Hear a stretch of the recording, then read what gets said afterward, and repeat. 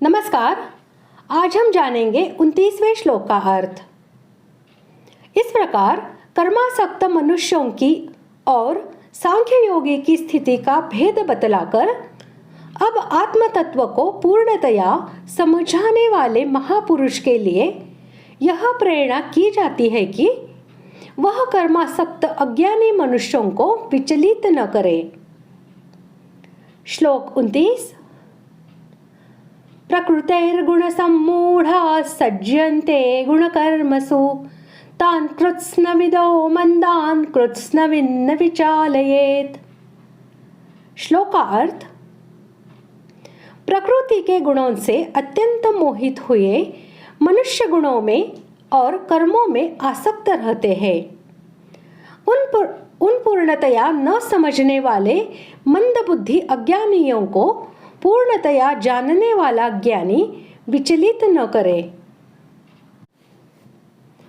25वें और 26वें श्लोकों में जिन कर्मासक्त अज्ञानियों की बात कही गई है, यहाँ प्रकृति गुण सम्मूढ़ पद उन्हें इस लोक और परलोक के भोगों की कामना से श्रद्धा और आसक्ति पूर्वक कर्मों में लगे हुए सत्व मिश्रित रजोगुणी सकामी कर्मठ मनुष्यों का लक्ष्य कराने वाला है, क्योंकि परमात्मा की प्राप्ति के लिए साधन करने वाले जो शुद्ध सात्विक मनुष्य हैं, वे प्रकृति के गुणों से मोहित नहीं हैं, और जो निषिद्ध कर्म करने वाले तामसी मनुष्य हैं, उनके शास्त्रों में श्रद्धा न रहने के कारण उनका न तो विहित कर्मों में प्रेम है और न वे विहित कर्म करते ही है।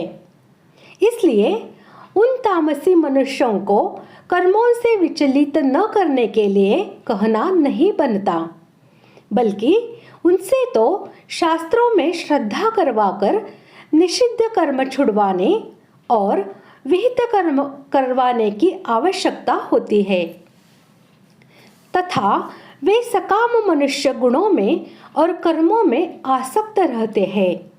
इस कथन से यह भाव दिखलाया गया है कि गुणों से मोहित रहने के कारण उन लोगों को प्रकृति से अतीत सुख का कुछ भी ज्ञान नहीं है। वे सांसारिक भोगों को ही सबसे बढ़कर सुखदायक समझते हैं।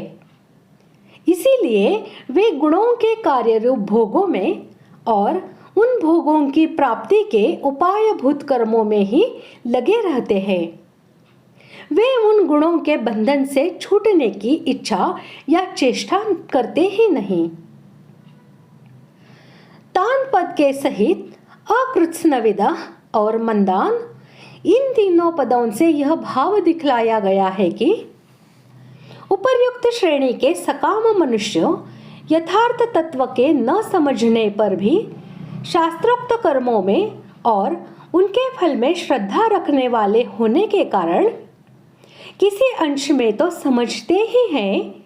इसलिए अधर्म को धर्म और धर्म को अधर्म मानकर मनमाना आचरण करने वाले तामसी पुरुषों से वे बहुत अच्छे हैं। वे सर्वथा बुद्धिहीन नहीं हैं, अल्प बुद्धि वाले हैं। इसीलिए उनके कर्मों का फल परमात्मा की प्राप्ति न होकर नाशवान भोगों की प्राप्ति ही होता है।